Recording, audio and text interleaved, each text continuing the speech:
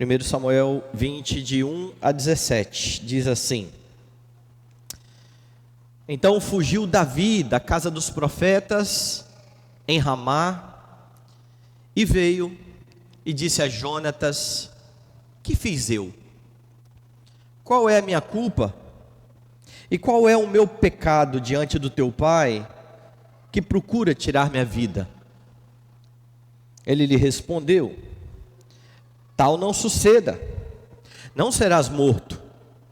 Meu pai não faz coisa nenhuma, nem grande nem pequena, sem primeiro me dizer. Por que, pois, meu pai me ocultaria isso? Não há nada disso. Então Davi respondeu enfaticamente: Muito bem sabe teu pai, que da tua parte achei mercê, pelo que disse consigo: Não saiba isto, Jonatas, para que não se entristeça. Tão certo como vive o Senhor, e tu vives, Jonatas, apenas a um passo entre mim e a morte. Disse Jonatas a Davi: O que tu desejares eu te farei. Disse Davi a Jonatas: Amanhã é a festa da lua nova, em que sem falta deveria assentar-me com o rei para comer. Mas deixa-me ir e esconder-me-ei no campo até a terceira tarde. Se teu pai notar a minha ausência, dirás: Davi me pediu muito que o deixasse ir a toda pressa a Belém, sua cidade, porquanto se faz lá o sacrifício anual para toda a família. Se disser assim: Está bem, então teu servo terá paz. Porém, se muito se indignar, sabe que o mal já está de fato determinado por ele. Usa, pois, de misericórdia para com teu servo, porque lhe fizeste entrar contigo em aliança no Senhor. Se porém há em mim culpa, mata-me tu mesmo. Por que me levarias a teu pai? Então disse Jonatas: Longe de ti tal coisa. Porém, se de alguma sorte soubesse que já este mal estava de fato determinado por meu pai, para que viesse sobre ti, não te declararei a eu? Perguntou Davi a Jonatas: Quem tal me fará saber, se por acaso teu pai te responder asperamente?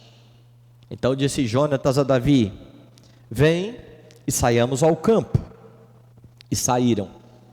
E disse Jonatas a Davi: O Senhor Deus de Israel seja testemunha, amanhã ou depois de amanhã, a estas horas, sondarei meu pai.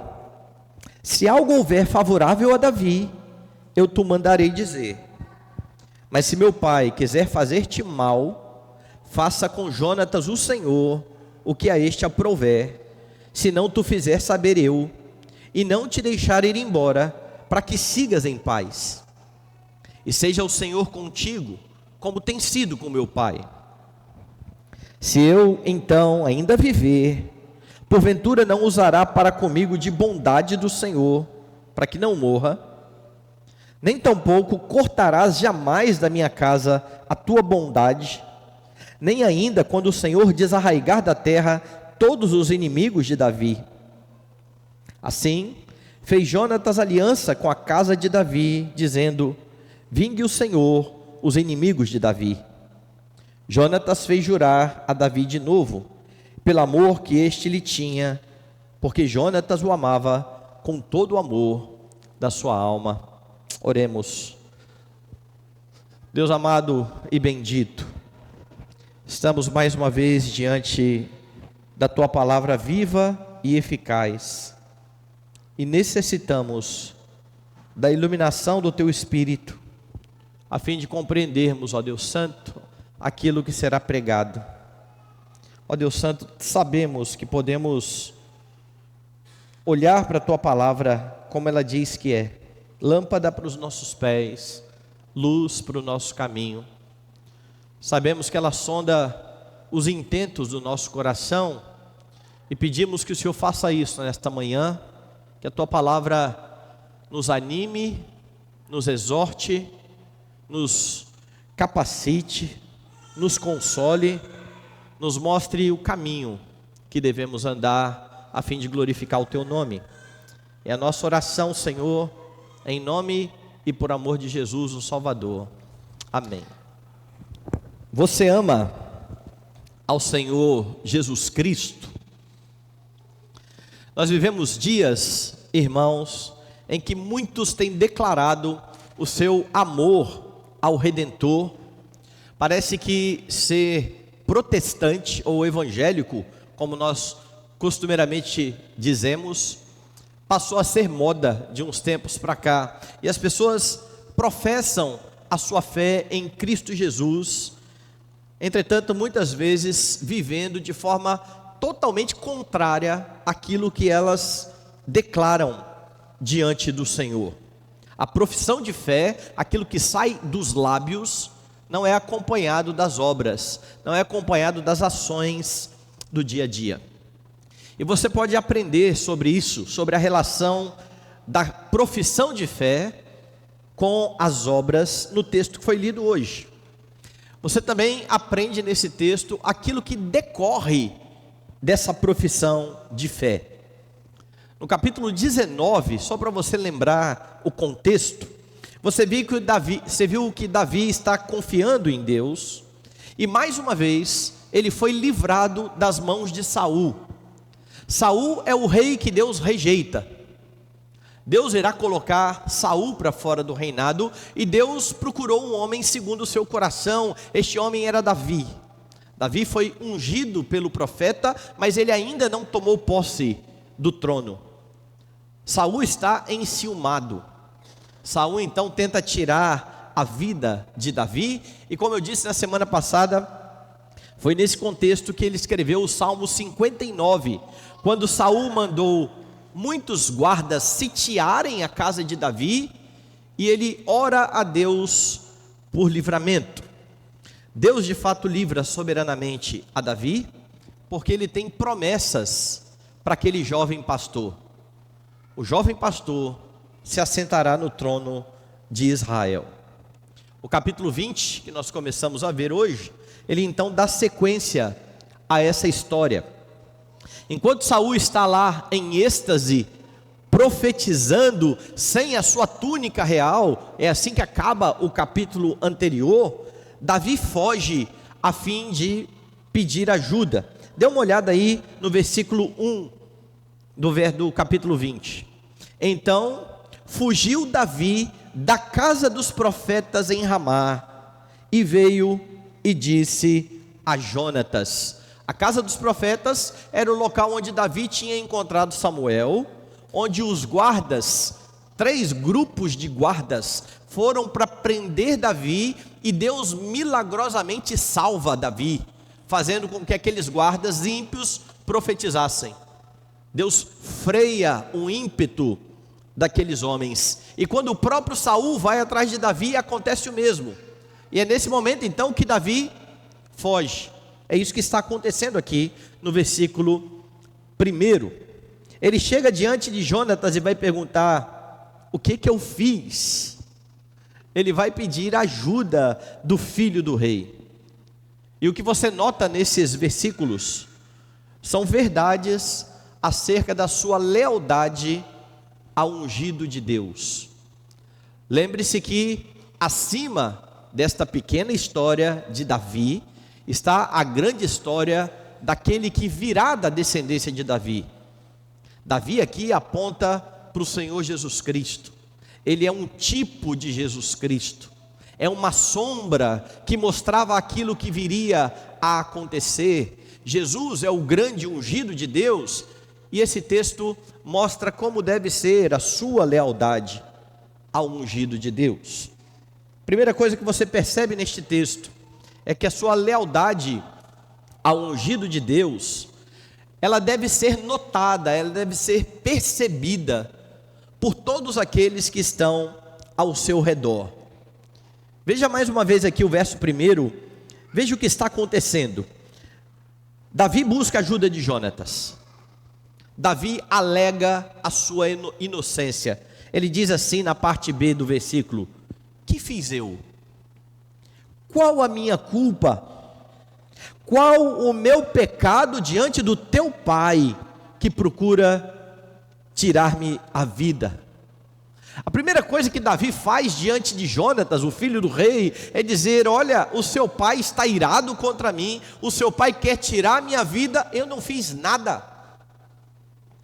eu sou completamente inocente. E como você notou na semana passada, quando eu mostrei aqui a oração de Davi no Salmo 59, Davi tem plena convicção de que ele não é o causador do problema. Não foi ele que provocou Saul, não foi ele que foi pecar contra o rei. Na verdade, Saul está enciumado, porque Deus elegeu Davi como rei. E aqui mais uma vez eu preciso enfatizar para você, que quando você está em meio a algum dilema da sua vida, e vai buscar ajuda para os seus problemas, sobretudo se forem problemas relacionais, com o seu esposo, com seus filhos, com o seu vizinho, com um colega de trabalho, nós enfrentaremos problemas neste mundo caído.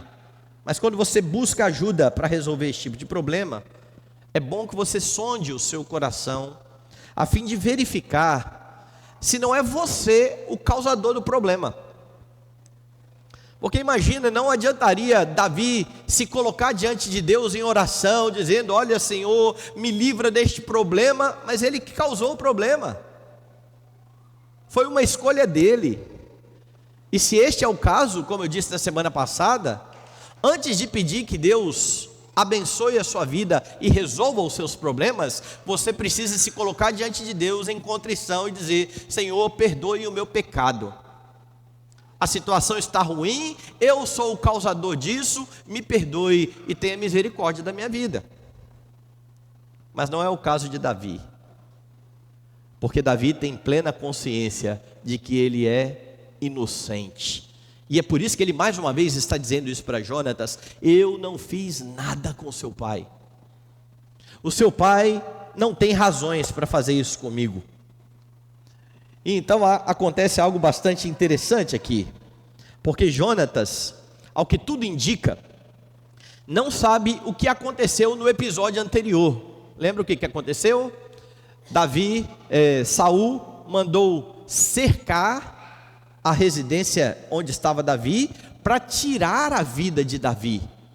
Ele foi salvo porque a esposa de Davi, que era a filha de Saul, colocou lá uma imagem de escultura na cama, fingindo ser Davi, desceu ele pela janela, e então Davi foi salvo. Mas Jonatas não sabe desta história. Dê uma olhada no verso 2, quando Davi explica a Jonatas que o pai está irado, o pai de Jonatas está irado contra ele. Jonatas diz assim: tal não suceda, não serás morto. Meu pai não faz coisa nenhuma, nem grande e nem pequena, sem primeiro me dizer. Porque pois meu pai me ocultaria isso? Não há nada disso. Jonatas não acredita em Saul, pelo menos não em princípio, ou em Davi, perdoe. Jonatas ouve o relato de Davi e diz: não vai acontecer isso, o meu pai não me falou nada.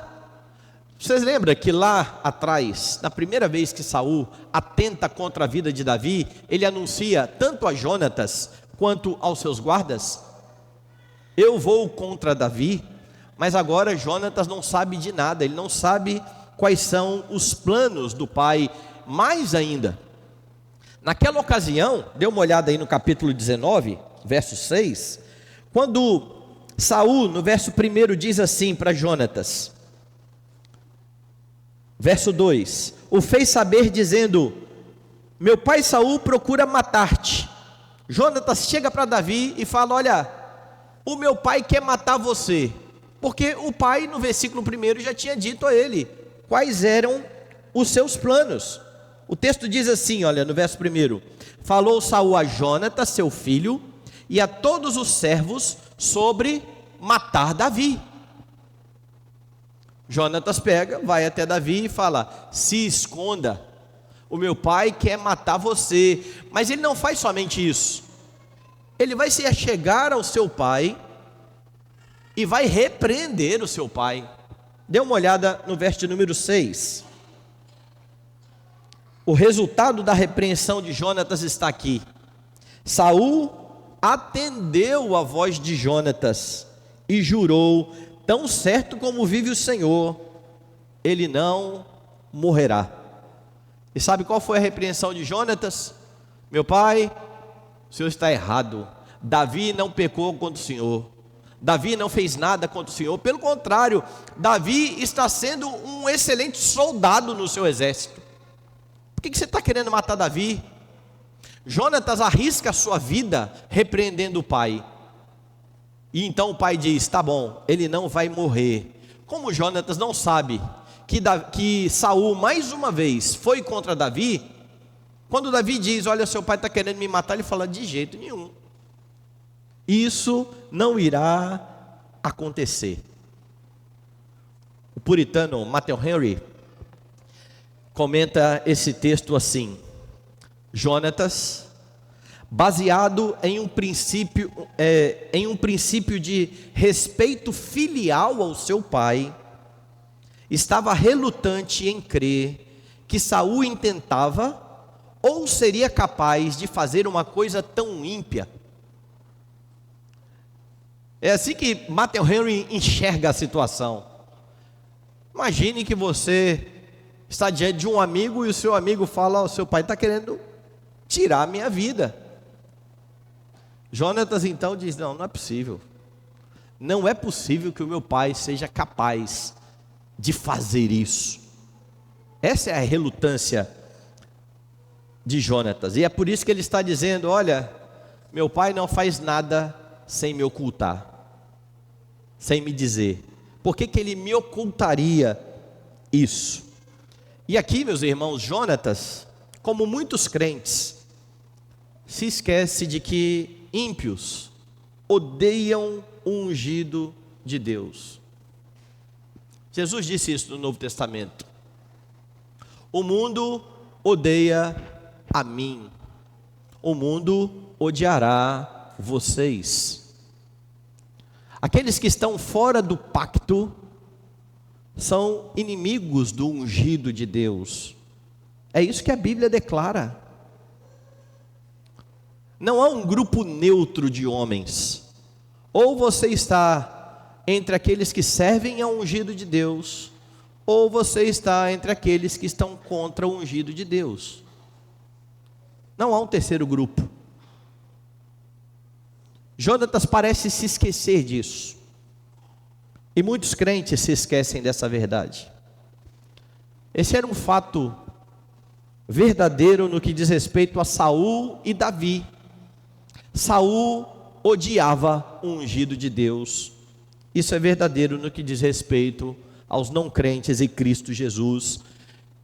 E você precisa estar muito seguro e certo dessa verdade, para que você não espere virtudes cristãs de alguém que não conhece a Cristo. Porque por vezes os crentes ficam decepcionados quando alguém que não conhece a Jesus peca contra eles. Isso é natural. Isso é o normal. Pessoas que não têm o seu coração regenerado não têm condições de executar boas obras, virtudes cristãs. Aquilo que nós enxergamos de bom é bom externamente, se parece com a bondade bíblica, mas não é a bondade bíblica, porque não parte de um coração que ama Cristo. E na Escritura, para que algo seja considerado uma boa obra, precisa ser feito corretamente e com a intenção correta do coração. Não espere virtudes cristãs de não crentes, ainda que sejam parentes seus, ainda que seja o seu pai, a sua mãe, ainda que sejam os seus irmãos. Ímpios não têm condições de produzir virtudes cristãs. E o verso 3, então, aponta diretamente para o meu ponto. E o meu ponto é: a sua lealdade ao ungido de Deus, ela precisa ser notada por todos ao seu redor. Dê uma olhada no verso 3. Então Davi respondeu enfaticamente: muito bem sabe teu pai que da tua parte achei mercê, pelo que disse consigo: não saiba isto Jonatas, para que não se entristeça. Tão certo como vive o Senhor, e tu vives, Jonatas, apenas há um passo entre mim e a morte. Davi está explicando a Jonatas por que Jonatas não sabia do plano do pai. Jonatas, o seu pai sabe que você tem um acordo comigo. O seu pai sabe que eu achei misericórdia, mercê diante de você. O seu pai sabe que você me ama, e é por isso que ele não disse a você o que ele quer fazer, para que você não se entristeça. Ou seja, o amor de Jonatas por Davi era notado pelo seu pai, era notado por aqueles que estavam à sua volta. Todos percebiam que Jonatas amava Davi. Jonatas já havia arriscado a sua vida por Davi. E aqui você precisa então pensar acerca da sua vida. Aqueles que estão à sua volta, aqueles que conhecem você e percebem as suas atitudes, conseguem perceber o seu amor por Cristo, o quanto você é grato ao Senhor. Eles conseguem ver em você atitudes piedosas que buscam a glória do Redentor. Você tem dado bom testemunho acerca do ungido de Deus, o Senhor Jesus Cristo, falando das suas obras, proclamando as suas virtudes, porque foi isso que fez Jonatas diante do pai dele. Porque pense no contexto. Saul é o rei. Saul morrendo, quem se assenta no trono é o filho dele, Jonatas. É por isso que quando Saul intenta contra Davi, ele está apelando aqui a esta questão: Jonatas, não é só o meu trono que está sob o risco de ser retirado, é o seu trono também. E em vez de Jonatas ficar enciumado, como Saul estava enciumado, Jonatas fala bem de Davi. Davi não pecou, Davi tem sido um bom soldado, Davi tem feito bem ao reino. Jonatas proclama as virtudes de Davi. E é isso que você precisa fazer em relação a Cristo. É você que é chamado para falar das virtudes daquele que tirou você das trevas e trouxe você para a maravilhosa luz. As pessoas precisam perceber, precisam notar o seu amor pelo Salvador. Eu me lembro que uma pessoa se aproximou de mim um dia e falou assim: pastor, a conversa era sobre o dia do Senhor, para variar. O dia do Senhor é um dia onde você demonstra amor ao Salvador. É o dia em que você para todas as suas obras. É o dia em que você demonstra ao mundo que não há nada mais importante para a sua vida do que adorar ao seu Senhor e Salvador. Então a pergunta foi: pastor, imagina que eu tenho um amigo da minha época de faculdade, esse amigo já tem 20 anos que eu não vejo, 25 anos que eu não vejo, e ele então vai passar aqui em Vitória, mas ele vai só ficar alguns instantes, uma hora e meia no aeroporto, e ele fala então: fulano, eu queria que você fosse lá no aeroporto me ver, estou com muitas saudades suas, mas é na hora do culto. O senhor acha que é pecado eu não ir ao culto e ir lá ver o meu amigo? E eu não respondi essa pergunta, eu fiz outra. como ele era um cirurgião, eu falei assim: imagine que você marcou uma cirurgia para essa hora que o seu amigo vai passar aqui em Vitória. Então ele liga para você e fala: olha, vou passar aí segunda-feira, na hora tal, eu queria muito te ver. Você desmarcaria aquela cirurgia que você colocou lá na sua agenda para ir ver o seu amigo que você tanto ama? E ele olhou e falou assim: eu já entendi, pastor, eu já entendi.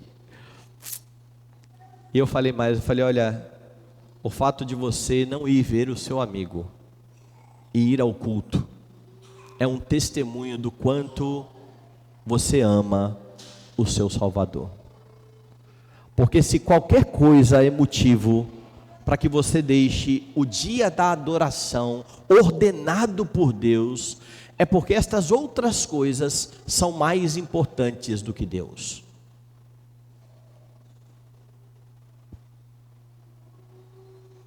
Então as pessoas veem você no dia do Senhor, indo a compromissos quaisquer, que não tem a ver com a adoração, indo fazer obras que não tem necessidade, dedicando o seu dia a entretenimento.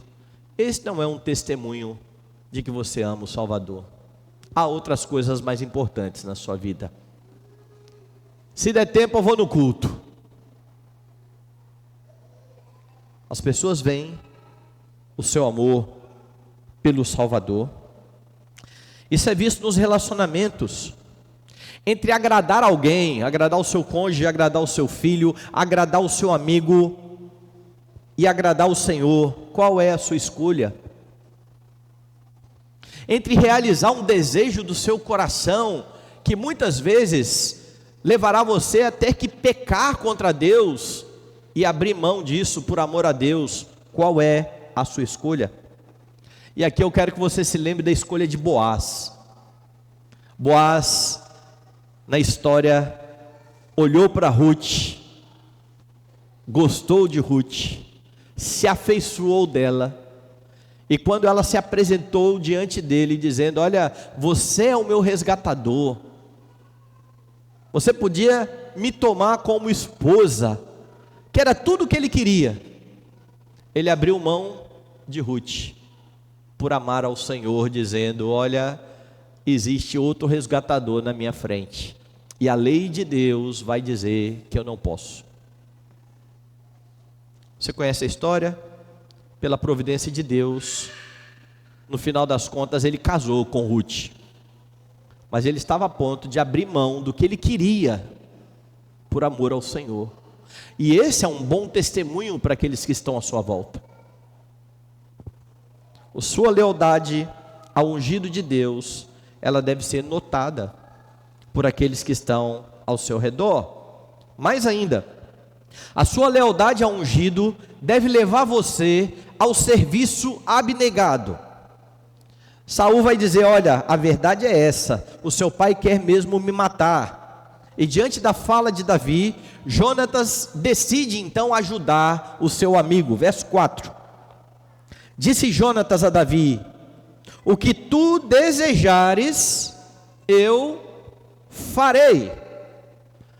É dessa forma que você precisa se portar diante do Senhor Jesus Cristo, ainda que envolva abrir mão daquilo que você está pensando, porque Jonatas está pensando diferente.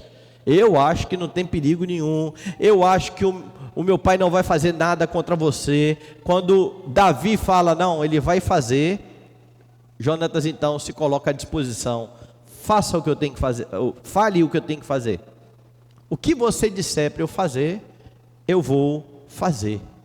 É assim que você se porta diante do Senhor Jesus, porque há mandamentos que serão difíceis de ser colocados em prática. Há mandamentos que exigirão que você faça aquilo que Jesus disse no Novo Testamento, que você morra para você mesmo. Há mandamentos que exigirão que você abra mão da sua vida por amor a Cristo. Foi por isso que ele disse: quem vier após mim, negue-se a si mesmo. É o que Jonatas está fazendo aqui. Eu vou fazer o que você diz para eu fazer. E então Davi explica o seu plano. Veja a partir do verso 5. Disse Davi a Jonatas: amanhã é a festa da lua nova, em que sem falta deveria assentar-me com o rei para comer. Mas deixa-me ir e esconder-me-ei no campo até a terceira tarde. Se teu pai notar a minha ausência, dirás: Davi me pediu muito que o deixasse ir a toda pressa a Belém, sua cidade, porquanto se faz lá o sacrifício anual para toda a família.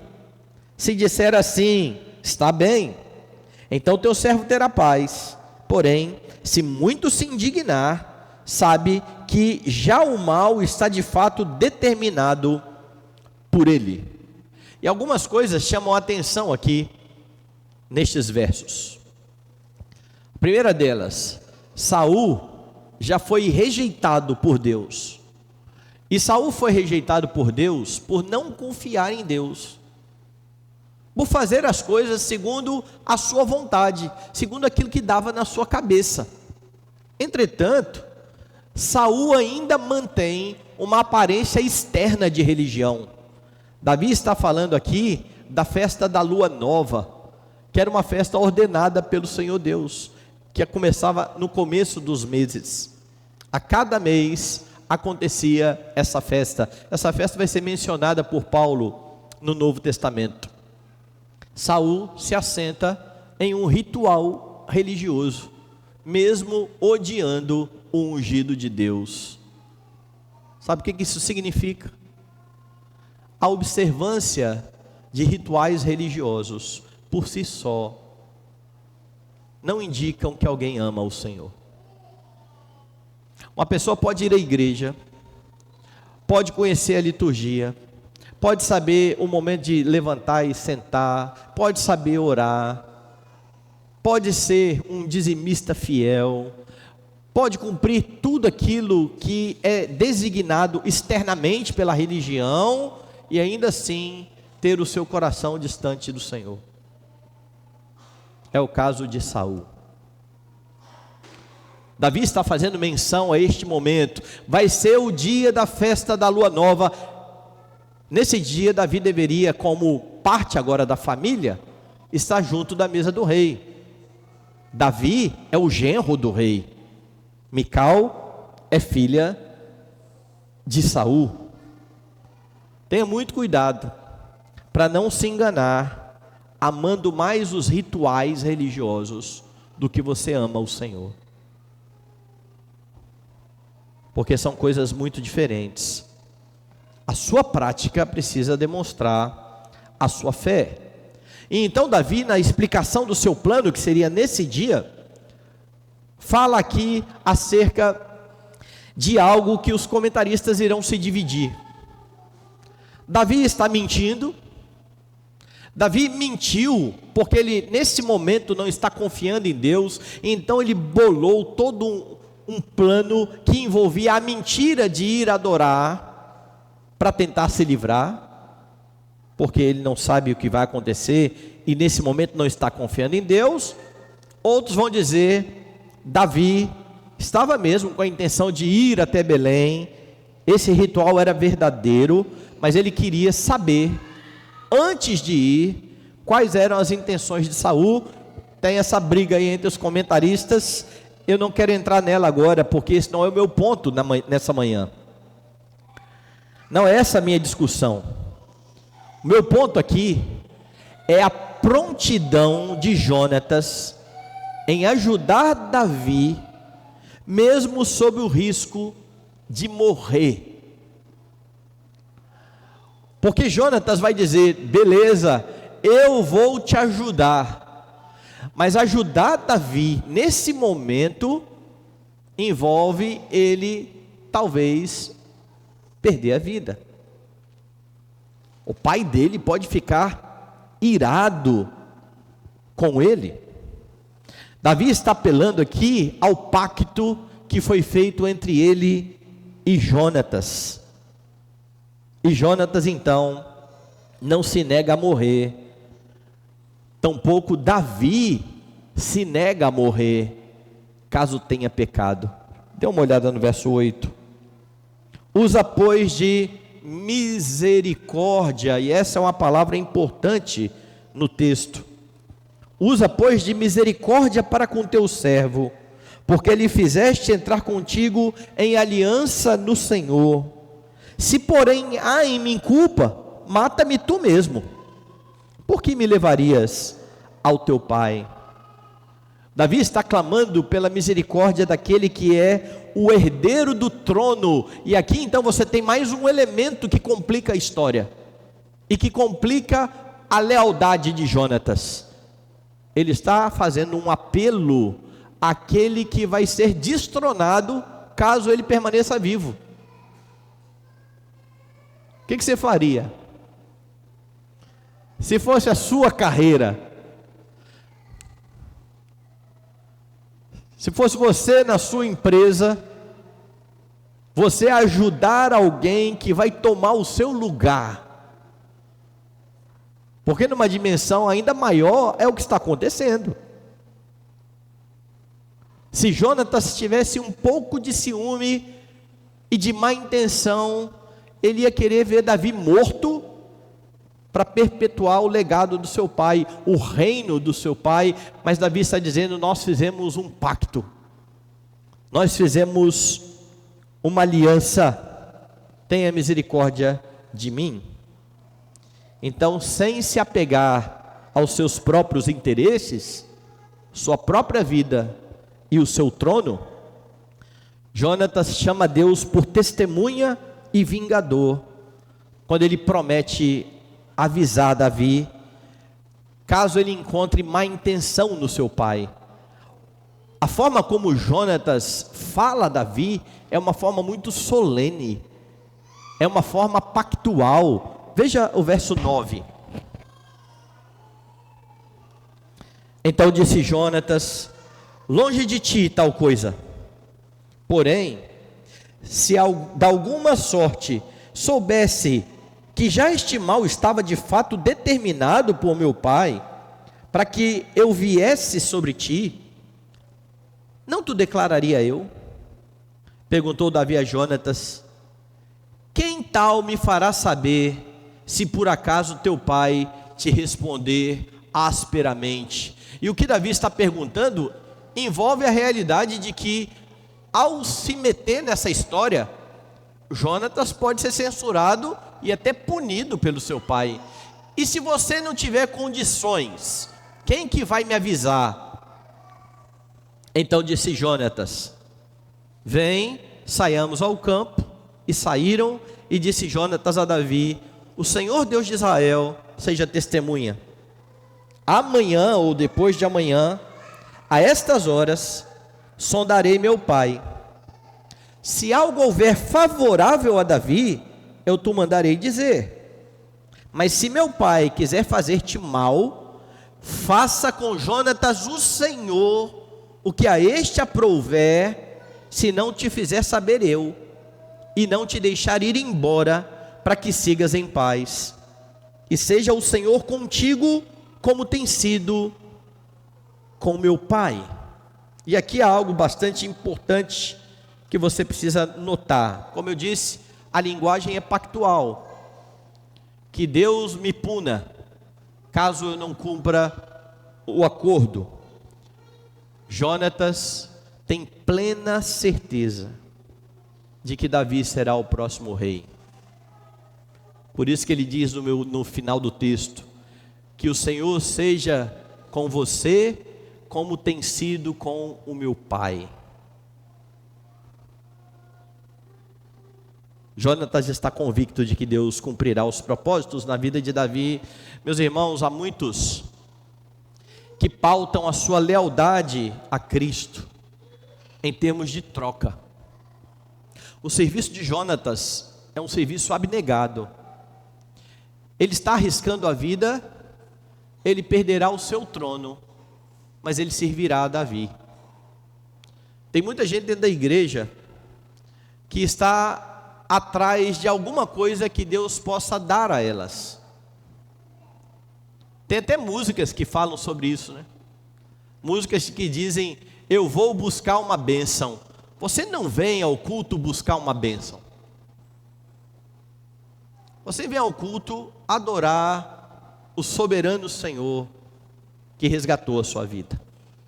Você vem agradecer aquilo que Ele já tem feito por você. Você não vem para que Deus possa retribuir a você, porque se essa é a intenção, não é um serviço abnegado, mas é uma relação pautada naquilo que você pode ganhar. Isso tanto financeiramente, naqueles que dizem: vou dar o dízimo e Deus vai me restituir 10 vezes mais, 5 vezes mais, 3 vezes mais. Isso pode ser também em termos de reconhecimento. Eu vou trabalhar na igreja, mas as pessoas têm que reconhecer o meu trabalho. E quando alguém não reconhece o meu trabalho, eu fico bravo, eu fico triste, eu lamento. O seu serviço é a Cristo ou é as pessoas? Quando você ama o próximo, você faz isso porque o Senhor ordena você e você quer glorificá-lo, ou você quer receber em troca amor também? Porque se é esse o caso, você não está amando as pessoas, você está amando a você mesmo e garantindo que algumas pessoas retribuam aquilo que você está fazendo. Ou seja, é um investimento.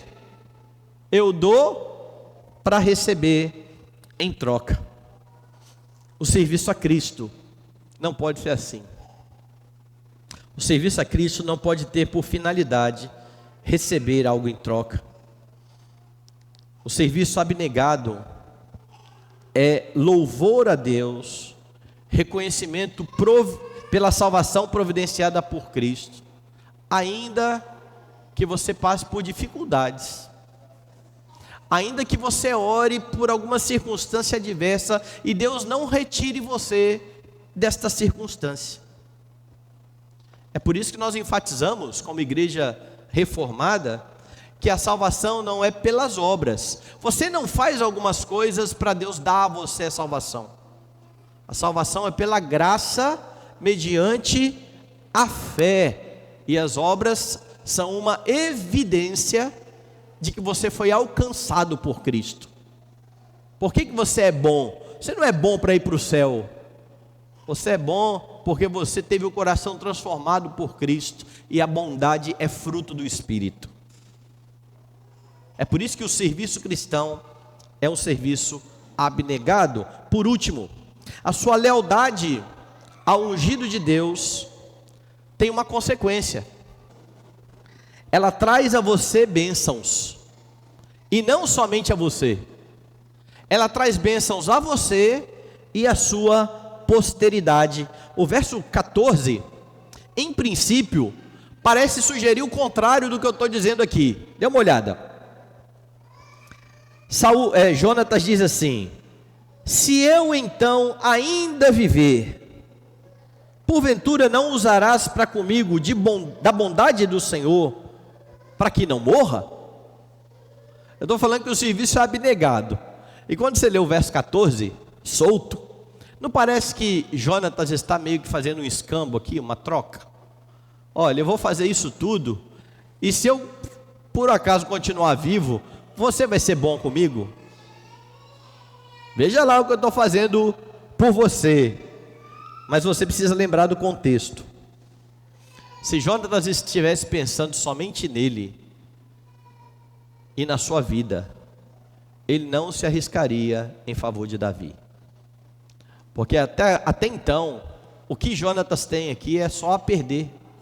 O pai dele é o rei, é o homem poderoso de Israel, ele é o herdeiro do trono. E Davi é um funcionário da corte, que divide o seu tempo entre servir a Saul e pastorear lá as suas ovelhas.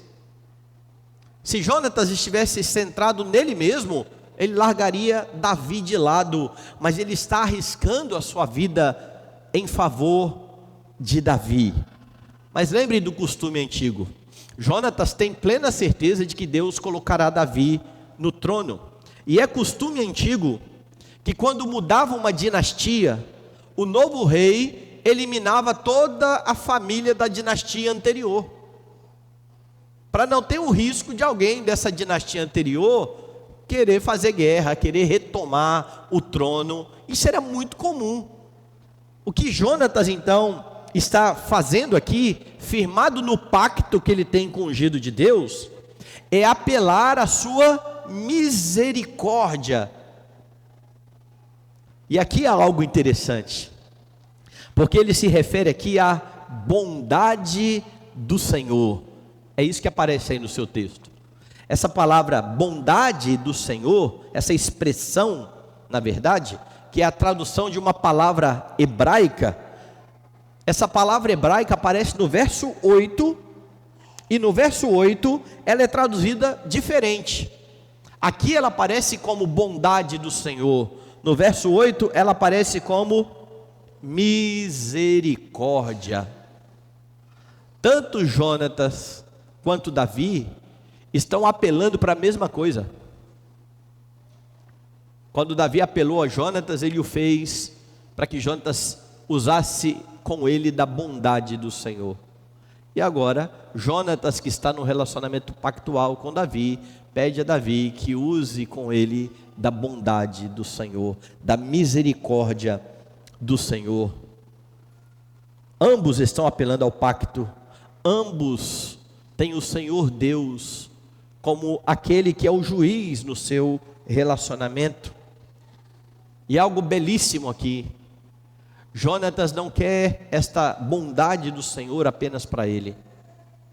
Veja o verso 15: nem tampouco cortarás jamais da minha casa a tua bondade, nem ainda quando o Senhor desarraigar da terra todos os inimigos de Davi.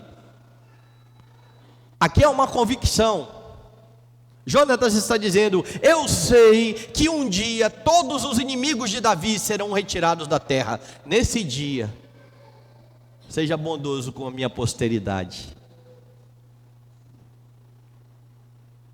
Você lembra de Mefibosete, filho de Jonatas? Há alguém ainda da casa de Jonatas para que eu use de bondade? Davi irá se recordar disso mais à frente. Jonatas tem plena certeza de que o Senhor é com Davi, e ele espera misericórdia sobre a sua posteridade. Isso fala muito a nós, meus irmãos, que cremos na teologia do pacto. Porque perceba mais uma vez a linguagem pactual, que confirma o amor de Jonatas pelo ungido do Senhor. Versos 16 e 17. Assim fez Jonatas aliança com a casa de Davi, dizendo: vingue o Senhor os inimigos de Davi. Jonatas fez jurar a Davi de novo pelo amor que este lhe tinha, porque Jonatas o amava com todo o amor da sua alma. Você tem convicção de que um dia todos os inimigos de Cristo Jesus serão retirados da terra, e que esta terra será dada aos filhos de Deus? Os mansos herdarão a terra. Não é essa a bem-aventurança de Cristo? Os mansos herdarão a terra. Por causa do seu relacionamento com Jesus, o ungido de Deus, nesse grande e terrível dia, em que os inimigos de Cristo serão extirpados, você contará com a bondade de Deus, com a misericórdia de Deus, por causa do pacto com Cristo. Mas não só isso, estas bênçãos alcançam os seus descendentes. É por isso que nós batizamos os nossos filhos. É por isso que nós fazemos promessas diante de Deus e da igreja. e dizemos crer que o nosso Deus é o Deus da família e de que Ele faz misericórdia até 1000 gerações daqueles que o amam e guardam os seus mandamentos. Nós não fazemos isso como se fosse um passe de mágica. A água do batismo é derramada sobre os filhos e automaticamente eles são salvos. Não é isso.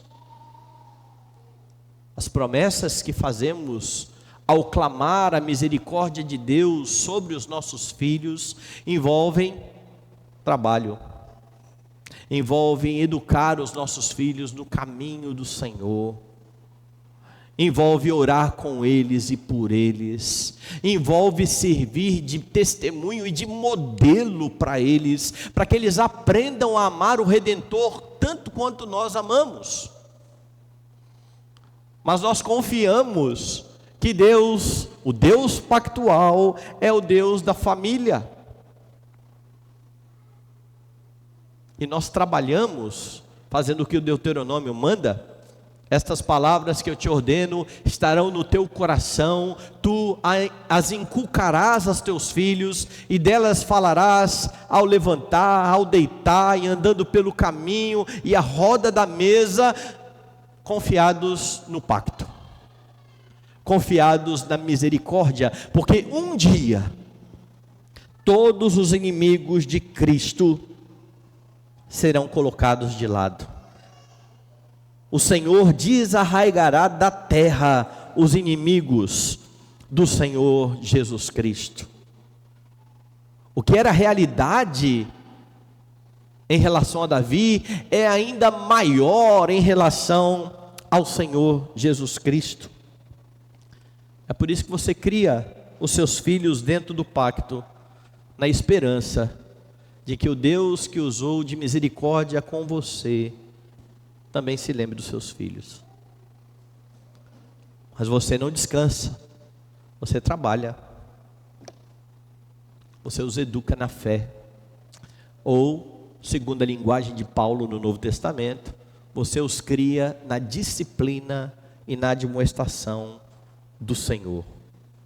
Faça o seu trabalho pautado nessa bendita esperança.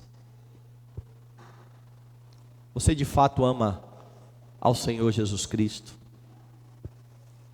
Lembre-se que a sua lealdade ao ungido de Deus, a Jesus Cristo, precisa ser notada por aqueles que estão ao seu redor.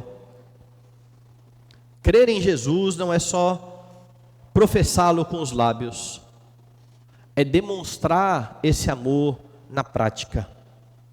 Foi Jesus quem disse: aquele que tem os meus mandamentos e os guarda, este é o que me ama. Não tenha vergonha de exaltar o nome de Cristo, de proclamar o nome de Cristo por meio das suas atitudes, para que os homens, vendo as suas boas obras, glorifiquem ao Pai que está nos céus, para que os homens não tenham a menor dúvida de que você ama a Cristo. Se você está nesta manhã entre nós e ainda não ama o Redentor, o convite é para que você abrace a Cristo, é para que você reconheça os seus pecados e entenda que há um grande Rei que pode usar de misericórdia com a sua vida. A lealdade ao ungido de Deus deve levar você ao serviço abnegado. Lembre que da mesma forma que você não gostaria que pessoas se aproximassem de você, pensando no que você pode dar a elas, não é esse tipo de relacionamento que o Senhor quer também com os seus filhos. Filhos de Deus não se aproximam do Senhor pensando no que irão receber. Eles são gratos, porque eles sabem que no Senhor eles já têm tudo o que é necessário. Muitos confundem isso, principalmente quando leem o Salmo 23. O Senhor é o meu pastor, nada me faltará. Então eu estou pensando na provisão daqui para frente. Eu vou ter Jesus hoje como meu pastor, para daqui para frente não me faltar nada. Mas a ideia do Salmo é outra. A ideia do salmo é: o Senhor é meu pastor, isso me basta. Eu já tenho tudo o que é necessário, porque Ele me conduz às águas de descanso. Não é que Ele me conduzirá, Ele me conduz. Ele me coloca em pastos verdejantes, e ainda que eu ande no vale da sombra da morte, Ele está comigo. A vara e o cajado me consolam. Não é um relacionamento por interesse, é gratidão por aquilo que o Senhor já fez. Ele enviou o seu Filho bendito, sem pecado, à cruz do Calvário, para que você não morresse. Ele levou naquela cruz maldita as suas transgressões. E se você recebesse a Cristo, a salvação, e vivesse o resto da sua vida de forma terrível, você estaria no lucro, porque você já recebeu a vida eterna. Você já foi salvo da ira vindoura. A sua lealdade trouxe bênçãos a você e a sua posteridade. Você tem a vida eterna, você nunca irá perecer. Mas essas bênçãos são todas devido ao pacto que o Senhor estabeleceu com você, e a lealdade do Senhor a este pacto. Ele preservará os seus, Ele preservará a posteridade dos seus. Essa lealdade que você tem a Cristo, que demonstra que você está de fato no pacto, é estendida aos seus filhos. Crie-os como membros da aliança, pois é isso que eles de fato são. E confie na graça e na misericórdia do Senhor para guardá-los até o dia final.